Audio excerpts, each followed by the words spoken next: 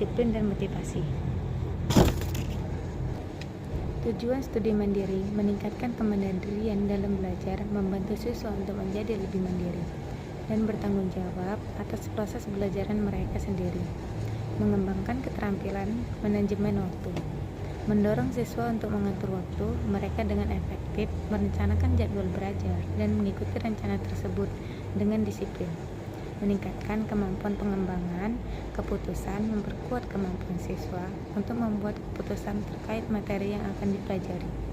Sumber belajar yang akan digunakan dan metode yang paling efektif memahami materi, mendorong pembelajaran sepanjang hayat, menanamkan kebiasaan belajar yang berkelanjutan sehingga siswa tetap bermotivasi, menanamkan kebiasaan belajar mereka, berkembang sepanjang hidup mereka, mengembangkan keterampilan penelitian, mendorong siswa untuk melakukan penelitian secara mandiri, mengumpulkan informasi dari berbagai sumber dan mengevaluasi informasi tersebut secara kritis, mengingatkan pengembangan yang mendalam, memungkinkan siswa untuk mengeksplorasi topiknya secara lebih mendalam dan sesuai dengan minat mereka, sehingga pemahaman mereka terhadap secara lebih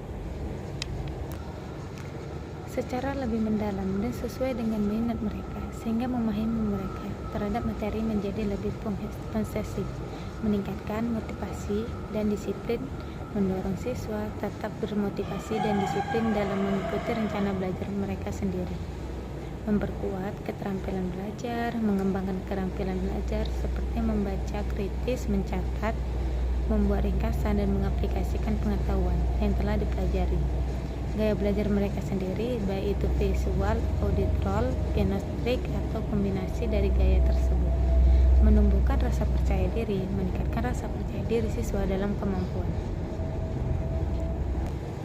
Langkah-langkah motivasi studi mandiri: menentukan tujuan belajar siswa, menetapkan tujuan belajar yang jelas dan spesifik untuk diri mereka sendiri. Tujuan ini harus mencakup yang ingin mereka capai dan dalam waktu berapa lama. Merencanakan pembelajaran siswa, membuat rencana belajar yang mencakup jadwal materi yang akan dipelajari, sumber belajar yang akan digunakan, dan metode evaluasi perencanaan yang baik, membentuk siswa tetap fokus dalam teknisis, mengakses sumber belajar. Siswa mengumpulkan dan menguraikan sebagai sumber belajar seperti buku, alternatif, video, kursus online, dan sumber daya lainnya yang levelnya dengan topik yang mereka pelajari. Pelaksanaan pembelajaran siswa mengikuti rencana belajar yang telah dibuat, mengatur waktu, belajar dengan disiplin, dan berusaha memahami materi secara mendalam. Mereka dapat menggunakan teknik seperti membaca, mencatat, meringkas, dan disukai dengan banyak teman atau menonton. Evaluasi dan refleksi siswa secara terkait mengevaluasi kemajuan belajar mereka dan refleksi terhadap apa yang telah mereka pelajari. Evaluasi dapat dilakukan melalui tes kuis atau dengan mengajarkan tugas. Refleksi membantu mengenai aktif area yang perlu disingkat dalam menunjukkan selanjutnya. Keuntungan studi mandiri ialah fleksibilitas, siswa dapat belajar sesuai dengan waktu dan kecepatan mereka sendiri. Pengembangan keterampilan manajemen diri, siswa belajar mengatur waktu, merencanakan dan mengatur diri mereka sendiri. Pembelajaran disesuaikan, siswa dapat menyesuaikan metode dan gaya belajar mereka sendiri. Meningkatkan motivasi dan disiplin, siswa menjadi lebih termotivasi dan disiplin karena mereka bertanggung jawab atas proses belajar mereka sendiri.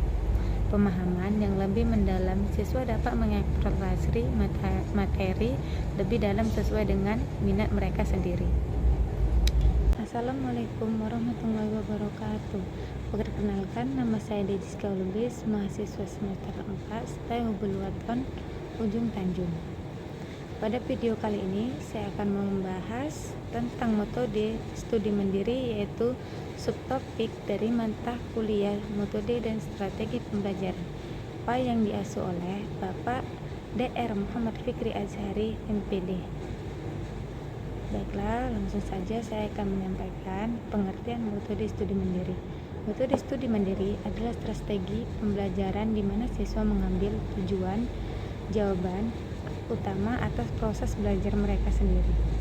Metode ini memungkinkan fleksibilitas dalam hal waktu tepat dan cara belajar, serta mendorong pengembangan keterampilan manajemen dari disiplin dan motivasi secara mandiri. Mengumpulkan informasi dari berbagai sumber dan mengevaluasi informasi tersebut secara kritis. Mengingatkan pengembangan yang mendalam memungkinkan siswa untuk mengeksplorasi topiknya secara lebih mendalam dan sesuai dengan minat mereka, sehingga pemahaman mereka terhadap secara lebih mendalam dan sesuai dengan minat mereka, sehingga memahami mereka terhadap materi menjadi lebih posesif. Meningkatkan motivasi dan disiplin, mendorong siswa tetap bermotivasi dan disiplin dalam mengikuti rencana belajar mereka sendiri.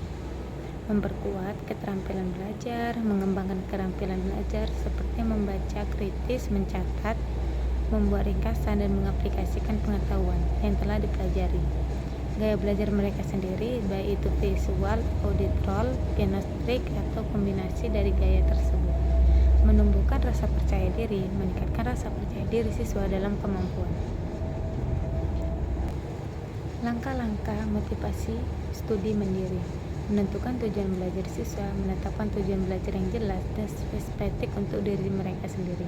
Tujuan ini harus mencakup yang ingin mereka capai dan dalam waktu berapa lama.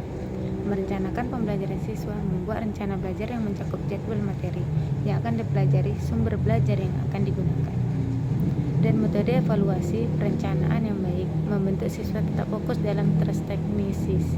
Mengakses sumber belajar. Siswa mengumpulkan dan menguraikan sebagai sumber belajar seperti buku, alternatif, video, kursus online, dan sumber daya lainnya yang levelnya dengan topik yang mereka pelajari.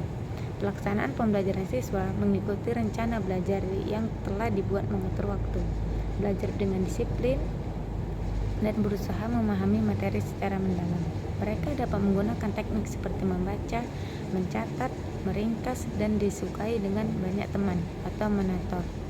Evaluasi dan refleksi siswa secara terkait mengevaluasi kemajuan belajar mereka dan refleksi terhadap apa yang telah mereka pelajari. Evaluasi dapat dilakukan melalui tes kuis atau dengan mengajarkan tugas. Refleksi membantu mengenai tiap area yang perlu disingkat dalam menunjukkan selanjutnya. Keuntungan studi mandiri ialah fleksibilitas, siswa dapat belajar sesuai dengan waktu dan kecepatan mereka sendiri. Pengembangan keterampilan manajemen diri. Siswa belajar mengatur waktu, merencanakan dan mengatur diri mereka sendiri. Pembelajaran disesuaikan, siswa dapat menyesuaikan metode dan gaya belajar mereka sendiri. Meningkatkan motivasi dan disiplin. Siswa menjadi lebih termotivasi dan disiplin karena mereka bertanggung jawab atas proses belajar mereka sendiri. Pemahaman yang lebih mendalam, siswa dapat mengeksplorasi materi lebih dalam sesuai dengan minat mereka sendiri. Kekurangan studi mandiri ialah kurangnya bimbingan langsung. Tanpa bimbingan langsung dari pelajaran atau tutor siswa, mungkin kesulitan memahami materi dengan baik atau mendapatkan pelajaran yang dibutuhkan. Kesempatan untuk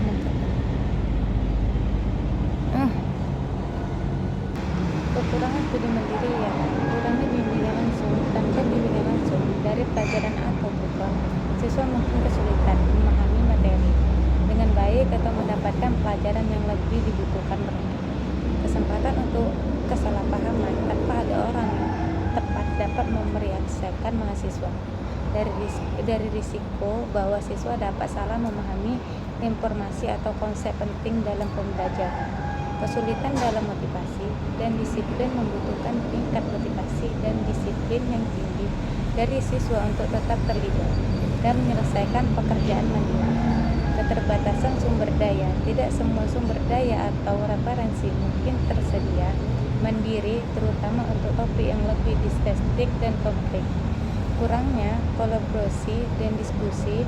Belajar mandiri mungkin mengurangi kesempatan untuk berkomunikasi dengan teman sekelas atau diskusi materi dengan orang lain atau guru. Evaluasi tidak konsisten. Penilaian dapat menjadi subjektif atau tidak konsisten karena kurangnya pedoman atau standar evaluasi yang jelas. Untuk mengatasi kekurangan ini, seringkali diperlakukan pendekatan yang seimbang antara studi mandiri dan pembelajaran terpadu yang memungkinkan dalam studi mandiri ini. Baiklah, lebih kurangnya